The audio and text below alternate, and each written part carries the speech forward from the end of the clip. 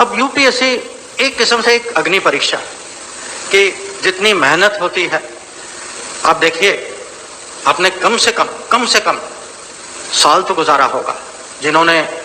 जिनका पहला प्रयास नहीं था उन्होंने साल से ज्यादा भी किया होगा। और इसकी जो प्रिपरेशन जो है, जितना टाइम लगता है, जो स्केल जो है, कितने लोग जो हैं इस एग्जाम के लिए अपियर होते हैं, और जो आपकी ओर से जो एफर्ट जो है और उसके साथ जो टेंशन जो होता है, ये मैं सचमुच आपको कह सकता हूं कि दुनिया में ये एक बहुत अनोखा, बहुत ही स्पेशल एक्सपीरियंस। अब ऐसे एक्सपीरियंस के लिए हमें क्या चाहिए? एक तो वो सपोर्ट चाहिए। इसीलिए मैंने कहा कि आज जो बधाई मैं देता हूं, मैं फैमिली को भी देता हूं, क्योंकि जो आप लोग बैठे हैं, आपकी सफलता जो है इसके हकदार आपकी फैमिली भी है, ये कभी नहीं भूलिए। इसके लिए आत्मविश्वास भी चाहिए, क्योंकि अगर आप सोचेंगे, कभी ना कभी कोई ये समय जरूर हुआ होगा आपके पिछले साल में, 2 साल में, कहीं कुछ शंकाएं, कुछ दुविधाएं, कुछ डाउट कि भाई हो सकता नहीं हो सकता, पेपर कठिन है नहीं है, कहीं ना कहीं तो आपके मन में ऐसी डाउट्स तो होती होंगी। और नॉर्मली क्या करते हैं लोग, वो अपने सर्कल में इसकी बात चर्चा करते हैं, अपने दोस्तों के पास जाते हैं, अपने टीचर्स के पास जाते हैं। पर ये जो, क्योंकि चैलेंज, चुनौती जो है इतनी बड़ी है, और आपके यहाँ से अपने एक किस्म से पूरा इतना प्रयास, आपके जीवन का 1 या 2 या 3 साल आपने इसको डेडिकेट किया, आपको इसके अलावा जो है, अपने फैमिली के अलावा, अपने फ्रेंड्स के अलावा, आपको एक सपोर्ट सिस्टम चाहिए, आपको गाइडेंस चाहिए कि ये आपका योगदान है क्योंकि गुड गवर्नेंस की हम बात करते हैं। गुड गवर्नेंस के अलग अलग पहल होते हैं, इसमें good people to be part of good governance is very important.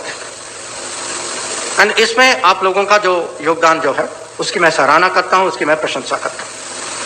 अब जब मैं अपनी जो उस समय की बात, जो मेरा जो अनुभव था, बहुत कम ऐसे कोचिंग सर्कल्स भी थे, और ज्यादातर जो है हमें सपोर्ट जो है हमारे अगल बगल में जो भी साथ थे, जो अगर हॉस्टल में थे, मैं हॉस्टल में था, जेएनयू हॉस्टल में था उस समय, जो हॉस्टल वाले बाकी स्टूडेंट्स थे या टीचर्स थे या दोस्त थे, थोड़ी बहुत फैमिली भी थी।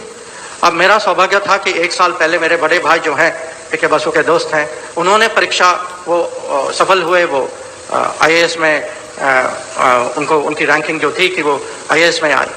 और मुझे अभी भी याद है, मैं अभी भी उनको कहता हूँ कि मेरे सब्जेक्ट सिलेक्शन में उन्होंने मुझे प्रोत्साहित किया, क्योंकि मेरे मन में उस समय थोड़ी सी वो डाउट थी कि एग्जाम लें ना लेंगे, अगर नहीं सफल होंगे तो क्या होगा, उसमें क्या चॉइस नहीं। एग्जाम सिस्टम उस समय कुछ और था, ये प्रीलिम्स और मेन नहीं थे, एक ही एग्जाम था।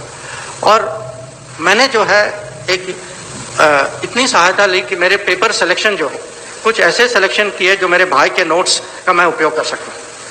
तो अगर उसके बाद अगले साल मैं वहाँ एग्जाम में मुझे सफलता मिली, एक किस्म से उसकी क्रेडिट जो है मैं अभी भी उनको कहता हूँ, कुछ तो क्रेडिट उनको भी मैं देता हूँ। अब एग्जाम के बाद आप सब जानते हैं कि वो उसके बाद असली चुनौती इंटरव्यू में आती है, और इंटरव्यू में जोक्स बताना थोड़ा खतरनाक ही होता है।